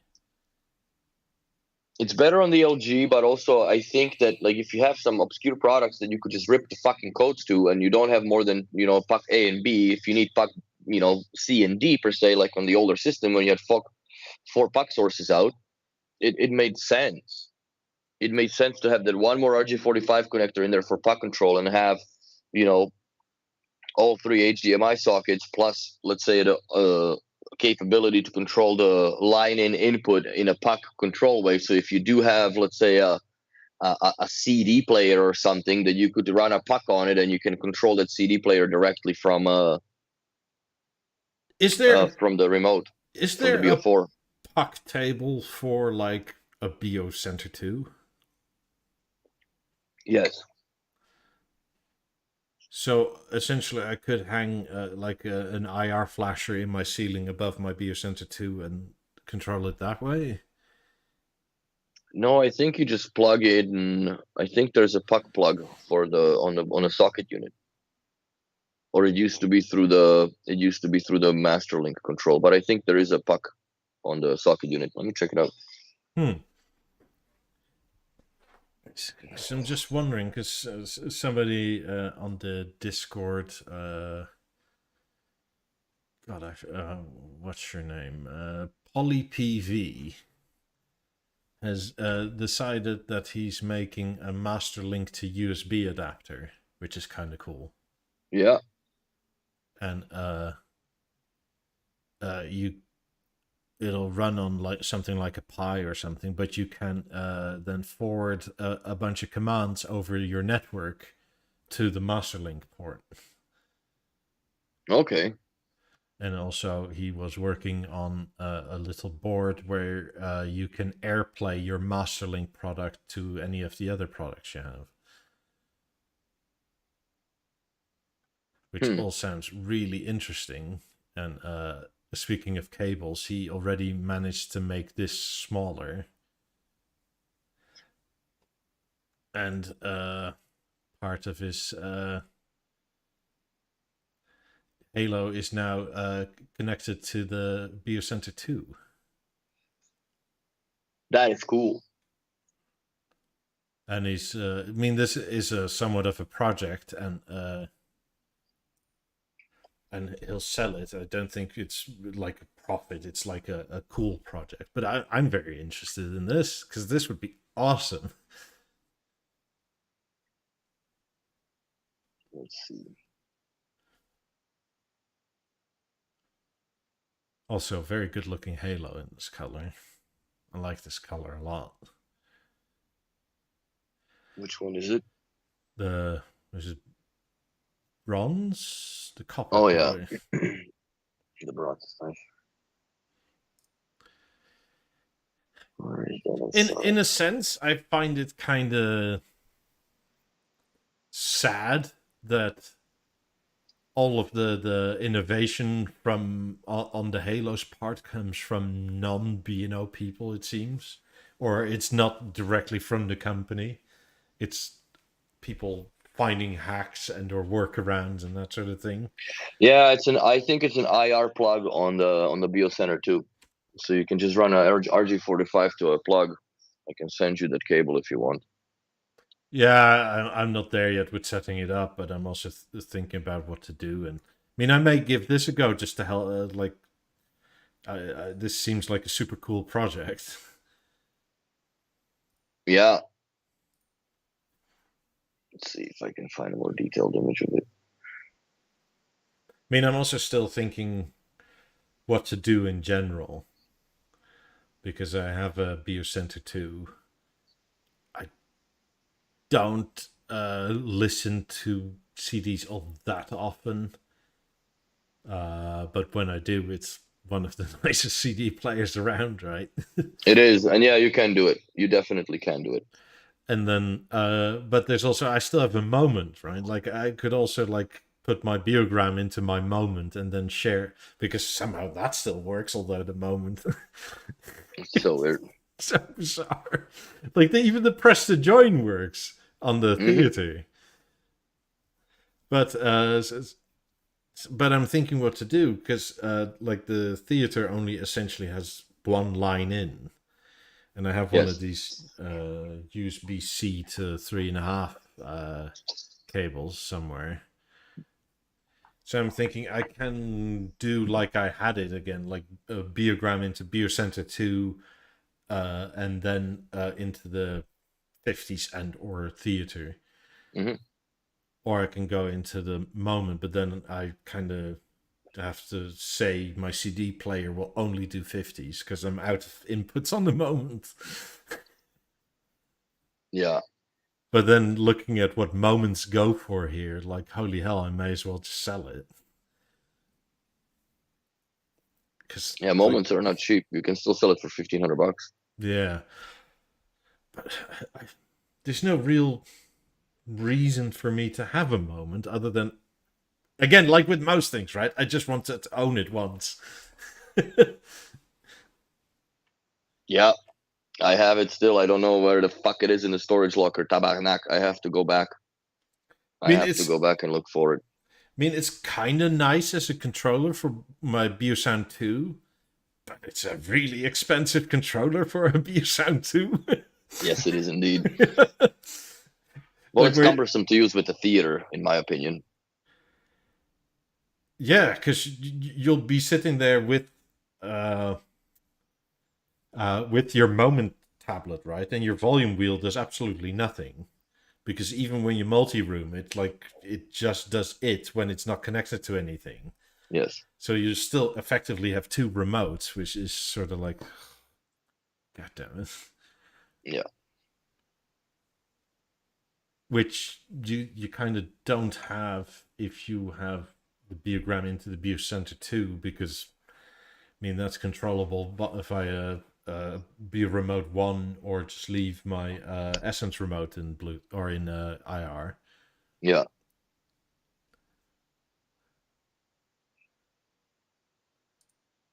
I don't know. Laura says just my Beogram 4002 to B&O for upgrade. Looking forward to the mini 4000C version. Yeah, that'll be very nice. I like that upgrade program a lot. Though I must say it's very expensive for what it is. And I understand it because it does give iconic Beogram another breath of life. 20 years of life. At least. If the electronics in it hold up. They probably will. Because essentially you replace everything for core, right? Indeed. Like there's nothing like the most. It's 35k DKK. That's what, 4,000 euro or something? I think so. Still a lot for a turntable, but then again, like good turntables cost money, so I understand. I'm not in that. I already talked about it a long time, numerous times. Are they though? I was on YouTube scrolling, and you get these recommended things, and again, I saw one of these reference record players, and it was like, God, what was it, like 80 or 90,000 euro? And it's like you can go full idiot with it. So $5,000 in the long time or a long run over at least even over 10 years is not that much anymore. No. But like I said, I'm not into the turntable era anymore. I prefer my music digitally, and it's too bad that none that I listen to really comes out on CDs anymore. They usually come out on vinyl because that sells. But I would rather buy the master image from the artist and have it than piss around with turntables. Maybe SoundCloud. Yeah, I mean, I like mine as a. It's an event, right? Like it's not about, to me anyway. It's not about the pure audio quality. It's the whole like album art looking. Like because CDs, especially when you have a BSN 9000, it's sort of like, well, there's 6 in there. Those are the best. Like Yeah. there's not that whole thing of like, oh, I can't put fingerprints or stuff on it, or I know it's a bit tedious, but it's also kind of a thing. It's an occasion. It is. There's definitely that to it. That it's like you actually pay attention to the music. It's like I guess baking something. Yes. Pay attention to it, but I don't know. I guess I'm the ready meal guy type of thing. I'd rather just not play with it. I had turntables. I've gone through them. I never really gravitated back to the media as much as other people are. And yes, it's the only way you can actually own your music physically. So no matter what streaming service you are, and they take it off, then you can still have it. But I'm not in. I'd rather, if I were to invest that much in the music, I'd rather invest more in speakers and just rely on subscription services to not ever fuck me over, type of thing, I guess. It's not, well, the repaired 4002, 4004 are expensive, yes, but most Beograms aren't. No. Like especially in Europe, like I mean my was it Beogram 2000, the original, right? Like not the radio arm, the old fashioned one is fully restored by a former B&O tech that was one of the techs for Beograms. Mm-hmm. And like the wood is pristine, everything is pretty pristine. There's like a nick or two on where the tone arm mounts, but that's literally it. No scratches, nothing beyond that. And that was €300. Mm-hmm. So it's like, is that a lot? Because it's for sure a lot more beautiful than all this project plastic stuff, right? Yeah. I don't know. Like I said again, I'm not really into that anymore as much as I used to be, I guess, in a way. Yeah, but like I understand that, but it's the convenience of things, and for me, it's not like most of my music listening is digital. Like for sure, there's no way around that. But for the event and having a piece of art just sit on the side table, it is very nice. Mm-hmm. Is the service just like repairing old turntables, or do they fully refinish everything like the 4000C they showed? It's not like the 4000C. They will refinish most things. All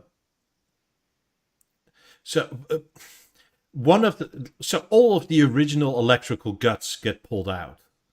Like you get like a literally newly printed PCB board with all the transistors, resistors, everything. You can have it even have a USB-C out, right? So it's fully modernized in that sense. You get new bearings, you get a new motor. It's a new turntable, basically. Yes, they will. Depending on what you ask, I don't think they like refinish the buttons. No, they re-anodized everything. Everything? Are you sure? On the 4000C, yes. Oh, yeah, but not on the repair or the upgrade. I don't think so. No, I don't think so. I mean, you can ask for that, but effectively, on the inside, it's totally new. Like, and it's like, I think you even get new wood on the outside too. Beo by Leo, bro. But that's literally the difference, right? Like, do you want a no or Bo by Leo stamp, or do you want that B&O stamp? Mm-hmm. Because I bet you Leo can do it for you to a similar degree. He won't have obviously the PCB and USB-C out, but who wants that? It depends on what you want, right? Yes.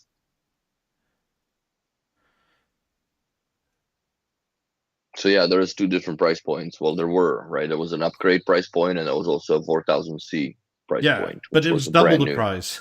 Yes. The 4000C price was starting at 10 grand. And if you manage to find somebody that has one now that's willing to sell it, you're paying over 10. Easy. Easy. So in those sort of terms, like the 4000 upgrade kit for 5 grand is kind of cheap. Yeah. Yeah, if your aluminum is well maintained, then you only change the inside gut, so you're set.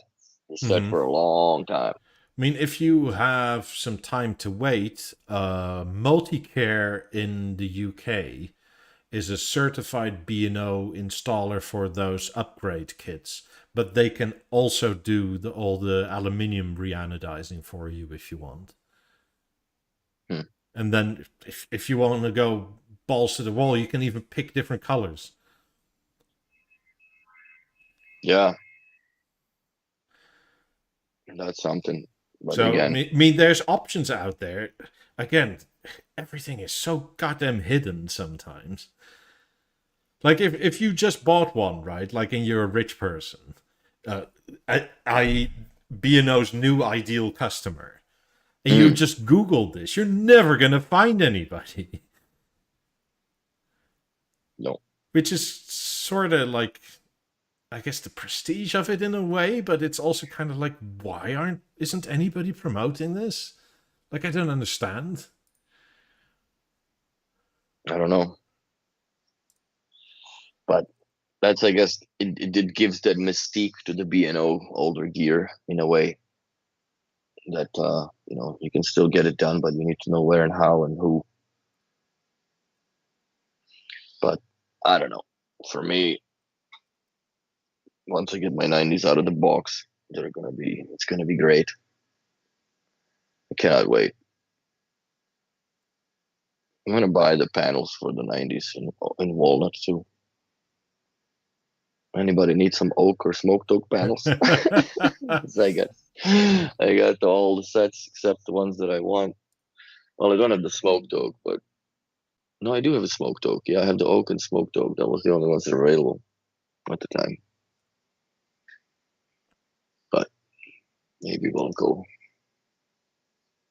Plus, I have the grills for it too in black. What's this? Oh, that's the new commercial, eh? Yeah. B&O is finally making ads again that people actually like. At least I like. There's not a bunch of this pink-haired nonsense in it, right? Like, No.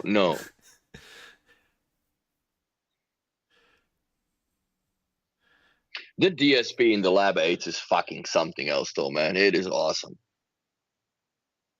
It is awesome. I gotta say. What will I do with my 18s when I get my 90s out of the storage? They are gonna have the same role as they do now, which is gonna be the readers.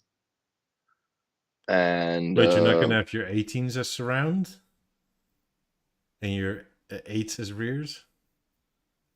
no, he says if I get my 90s out of the storage, 90s are gonna be fronts, of course, with the theater. Yeah. 18s are gonna go to the back. And I don't know what I'll do with the 8s. Maybe I'll move them to my bedroom because I won't have a system in there. And they kind of work on their own, right, with the remote. So that would be it. I am keen on, actually, I will obviously explore the option of having the Beolab 8 as my reader channels and how good they will sound. Or will they be semi-annoying like the 828s are, when there's a little bit of a difference in acoustic imaging when you play 28s with 50s in the back, or 50s in the front, or 90s in the front. So we'll see. I don't know. I'll have to play with it, but I'm keeping the 18s in my collection because I just love the speaker. I love the wood on it. It's a maybe I'll have the 18s in the bedroom instead, with because they are high up enough that even if I'm on the bed, they still are relatively high. Also, what actually dies on 18s? The Weiser board? More or less is the one that goes first, yeah, that I've seen, or a power supply. So then you have wired options. Mm-hmm. So it's kind of okay. Like, that's kind of what I absolutely adore about 18s and 50s and 90s, is that there's, well, the 18s are just dumb. And that is a good thing, a very good thing, because you can always add more newer sources. Let's say AirPlay 3 comes out and there's no license on the theater for it. You can add it to 18s through an external source. Yes. Well, they're just a speaker. Yeah. And 50s and 90s are smart enough to still be just a speaker. Yes. I mean, which is very good in my opinion, because I still don't fully understand the whole idea of, oh, by the way, Lawrence, I hope they don't do this to your Beogram, because he presses play and oh, it's correct in this one. In the one they posted on YouTube, the record is spinning backwards. And they're like listening to music. That's fucked up. Oops. Somebody screwed up in the editing, I guess. That's funny. But no, I like it. It's more, it's supposed to be, not supposed to be, it looks like what it's supposed to be now with the commercials. Like, this is the more mature. Yeah, like actual people. Mm-hmm. Not just these angry freaking vegans. Home. So, no, I like it. I think they're doing very well with that. Wonder what's the outside, the bollards? Or it's, oh, that's the Beolab. I mean, the A5. Yeah, the 18 still looks sexy as hell, man. You cannot go wrong with that. A5 aluminium is still bloody amazing. Very sexy product. I honestly think it's almost like it's 5 years ahead of its time in the look. Yeah, that's kind of glad why I got it. Like, yeah, it's too futuristic for now because it'll stay relevant for a long time. You'll see it. Oh yeah, it is. See, it's spinning backwards.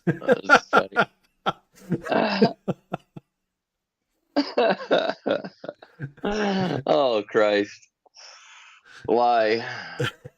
You guys did so well up to that point. And it spins way faster too than it's supposed to. I guess they're being kind and rewind, you know. No, it's just like, I am Satan, I'm here to kill you. Exactly, they're listening to. That's funny. But the Lab 8s look great on the table stands, man. They're a very nice speaker. They'll look good here.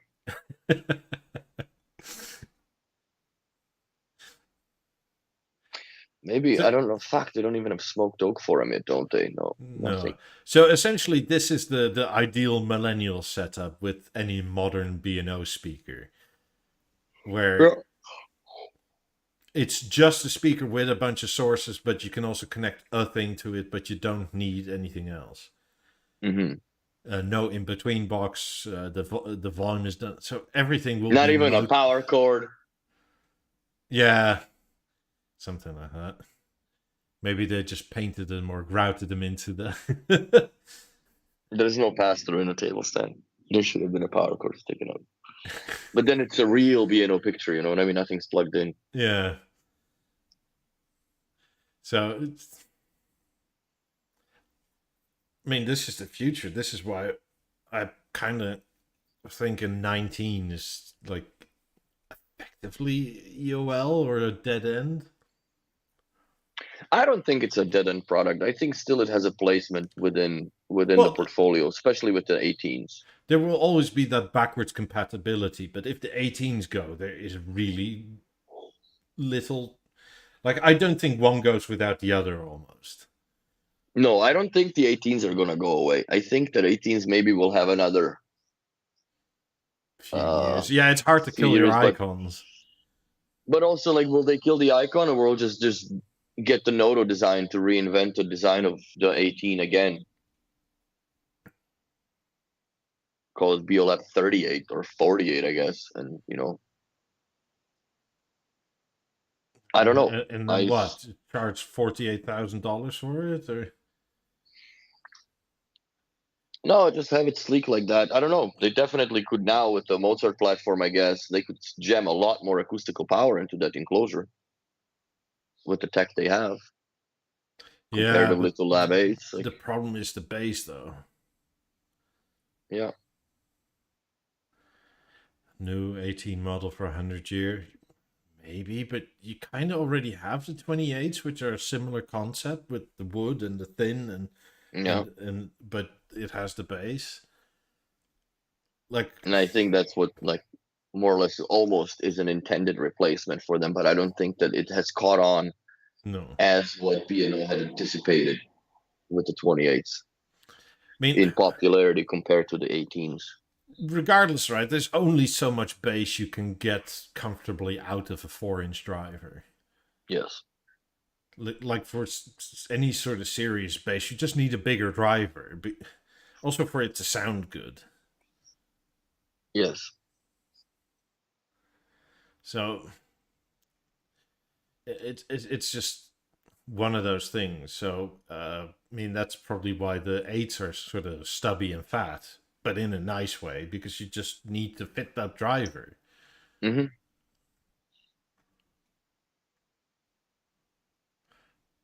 Yeah, the 8s look amazing and sound really, really good. I'm very, very impressed by that, and it's something that I'm very glad it's not an acoustical letdown after anticipating a bookshelf speakers per se for a few years now.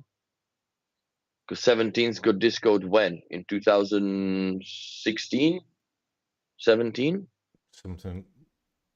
around that time, maybe 18. So even then, still it's 5 years Yeah, without because a they were still bookshelf on sale speaker. when 50s came in 2017, so maybe 19 or something.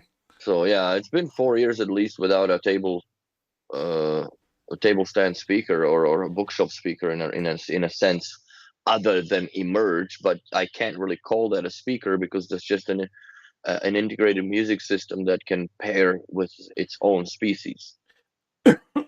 Another hot take, I think the acoustic lens is dead, I think so too.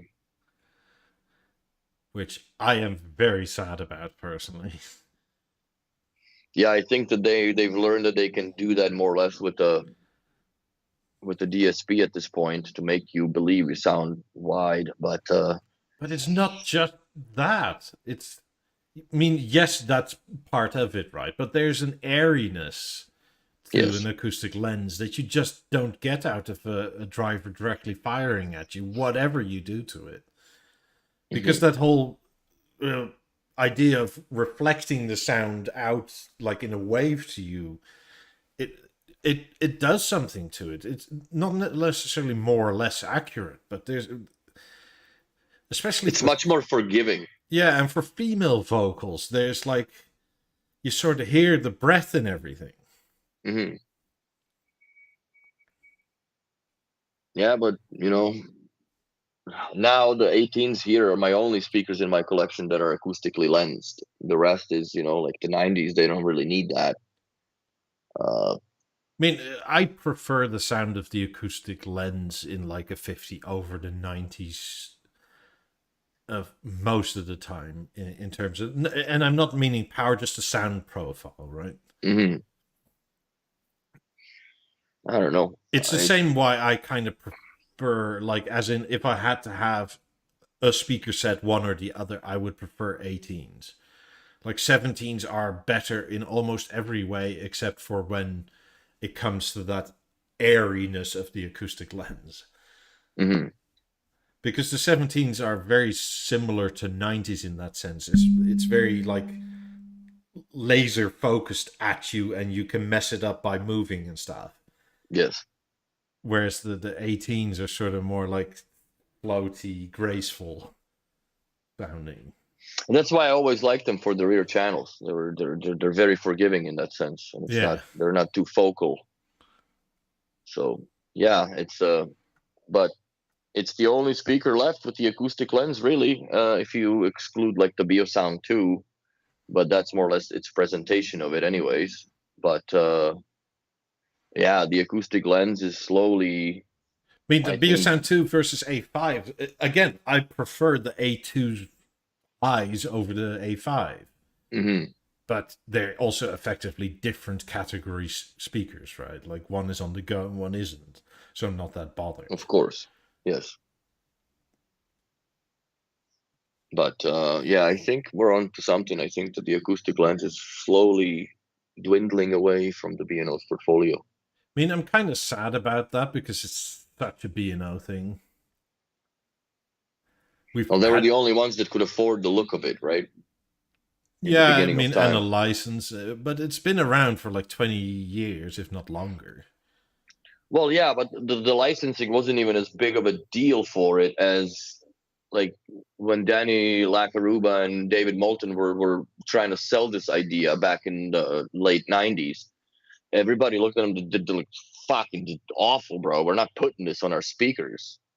And B&O were the only ones that went, okay, you know what, this might work, right? And then they came out with the Beolab or BeoVision 9, Beolab 3 were the first ones, and then they implemented that to the 5s. Then the BV9, 7.4, Beolab 10, and it just Threes. Beolab 9s, 3s were the first ones that they came with. So then there was an era of acoustic lens more or less in absolutely everything other than the BeoVision 7, BeoVision 8, and BeoVision 12. Yeah, so I mean, the first Beolab 5 was 2001, right? 2003 was when they came out. Well, it's okay, so it's been 2 decades Hmm. for fives. Like Yeah. we've been have at least 2 proper decades with acoustic lenses. And maybe it's already the nostalgia, right? Like getting older, but it's sort of like I love that about the lenses. You know what's funny? Like I have the Lab 11 here now. The red light it started to bother me that it doesn't turn off. Like I'm so used to now all the speakers just go to standby. Like I thought about it, like fuck man, imagine if the 18s were just on with those red rings on them in the entire time. That'd be so annoying.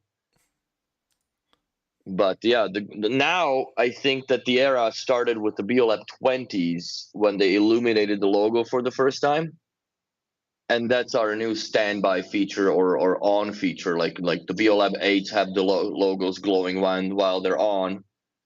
90s, 50s don't really have a glowing logo, but they have the lens glow. The But tweeters, yeah.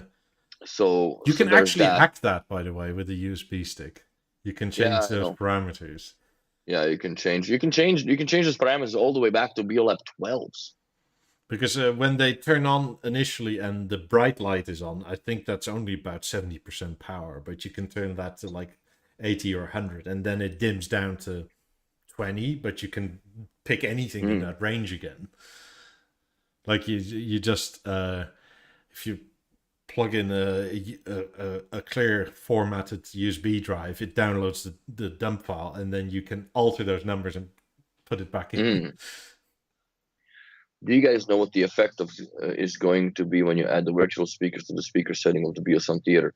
I have my sofa preset done in virtual mode where I had gone in and I had changed all the left firing or side firing and up firing to the virtual speakers.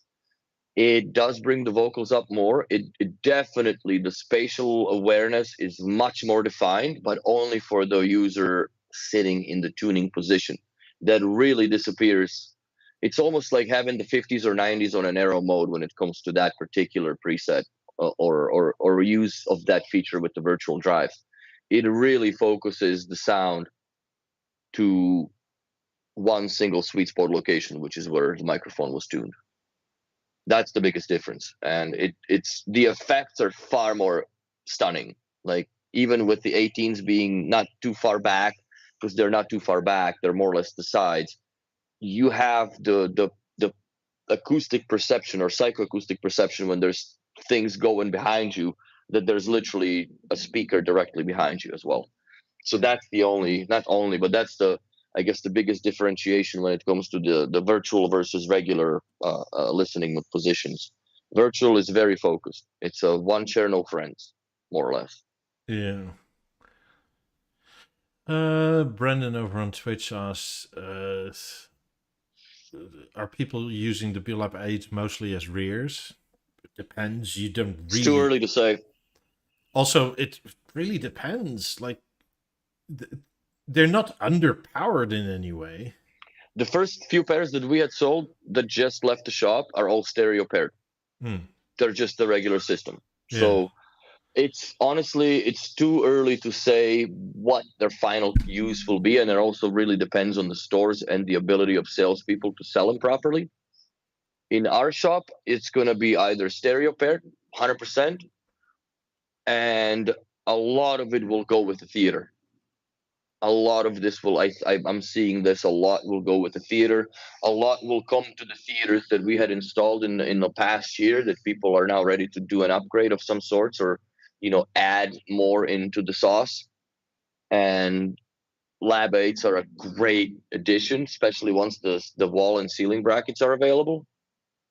Because right now those, you know, cut the stand solutions kind of cool and whatever, but I think that they also need to come up with a drill hole template, because there's a retainer hole that you need to drill through, and it's better to just have a plastic, maybe even a 3D print something, so you can rifle it in, because you can adjust the stands for the first time in history of B&O to height that you prefer. It doesn't have to be at certain cut points also. Yeah. So that's what's nice about the 8s. Also, are they a good replacement for the 17? In terms of speaker for speaker, I would say yes. If you already have 17s, I would say it's kind of not worth it. No, especially when you use them in an integrated setup, per se, with the TV, where you're not going to utilize the Mozart platform out of it. Yeah. So, I mean, so like me, I already have 3 pairs of 17s. Like, there's no point really for what their purpose is to replace it all with 8s. Like, there's no, like... It's cost inefficient for you. It's cost inefficient for you, and you wouldn't really gain much at all, in my opinion. I was actually thinking the other week, right? Like, after we spoke about this sort of last week, my 3 sets of 17s were cheaper than a set of 8s. Mm-hmm. Which is like... so I can have 6 speakers, or I can have 2 without grills. I'll call this, yeah. The grills definitely kill. I think that they went a little bit high up on the price with the grills. Yeah. I must admit, the grills should not be more than $1,000. Not for this. Not for this. I don't see why they're that much more expensive than even a theater. Because a theater seems a lot harder to make.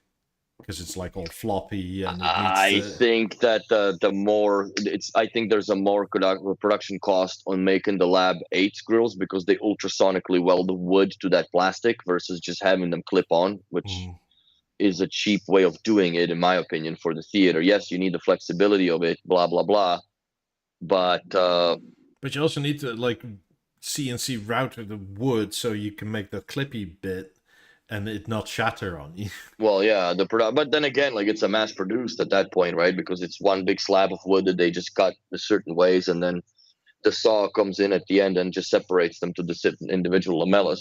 Those are cheaper to make and cheaper to put together, in my opinion, than putting together the Beolab 8s grills, including that goofy bend at the bottom of the speaker, right? So, you know, I understand, but I just don't see that. Like, if you're doing it on a mass, like, if it's a custom grill, yes. But if you're doing this as a mass production, how many hundreds of those grills do you manufacture already? There's no way the cost should be that much. That's just my opinion. I'm not, you know, being cheap about it, but just like fuck, like let's be reasonable here a little bit. Like, you're not asking too much for the speaker, in my opinion, when the cost of inflation and all this nonsense comes along with it. But to Yeah. have something customizable that almost even it doesn't double, but it comes almost a third of a price of the speaker just for the presentation of its look, I think is a little too high. Yeah, I mean, imagine if, like, what, 18s are now 12 grand here in the US? If you wanted to change from oak to walnut, and they said, yeah, that's $3.5 grand US. It's like, what? Okay. So Like, no.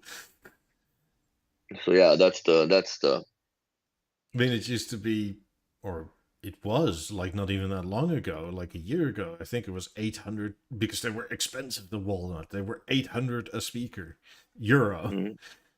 And that's including 21% sales tax. Yeah, no, it's a little steepage for sure. But regardless of how steep, I am still gonna buy the bloody 8. I've decided. I mean, I also can't believe that they're on par, if not more expensive than 18 covers for the 8s. Like, it makes no sense to me, logically. Like, it's so much more wood. And it has to be assembled by hand because they screw in the lamellas onto the back of the 18s. That whole boat. I don't know if they still do it, but I'm sure they still do it. I don't think they started gluing them or whatnot. I know mine are drilled in, but we'll see. Maybe before the Christmas turns, I will have a set of Lab 8s with the grill cloth or cloth grills because I don't. I'm waiting. I'm gonna wait for the walnuts, and then I'll slit my wrists yet again. Call this. So it is what it is. But anyways, I mean, yeah, to conclude, 8s are very good. If you already have 17s, don't feel bad. Like, it's not like 17s are all of a sudden shit, right? Like, that's not... No. And quite honestly, like, to me, I don't think it's a rational upgrade if you're going from 17s to 8s in a surround setup. I don't think you're gonna gain much. If you, let's say, have the 17s and the core, and you want to put them with the TV and have a set of, let's say, something that, then, or expand to another room, then put them in with by themselves with the 8s. I would just do that. But I don't think there's a feels bad for anybody that owns a pair of 17s. And if you want to upgrade, fuck the upgrade. Shit, who am I to tell you not? You know what I mean? Live life. Oh, yeah. Again, like you said earlier, the B&O police is not going to interfere in any shape, way, or form. That's right. And instead, they're probably going to praise you because you bought another product. Just hide your cables. Just hide your cables, so I'll come over and fuck you up myself. That's all the Danes care about. No visible cables ever. It's it. No cables. That's why they don't even plug their product in. They're so anal about it. But we do, so. Yeah. Anyway, it's going to storm by the looks of things here. I don't know if you just heard that. It sounded like somebody dropped their garbage bin, but that was the weather. That was the lightning. I think I can see it in a reflection. There's a little wet outside now. Yeah, it's getting. It's raining. I saw the car drive by, but yeah. The rest of questions, ask them in the comments. I'll answer them there. I also have to go. I have to paint and stuff. So jolly. Anyway, have a good weekend. Happy Sunday, bro. I'm gonna make me a big ass steak. So have yourself a good week, everyone. See you on the Sunday again. Bye. Thanks for watching. Bye.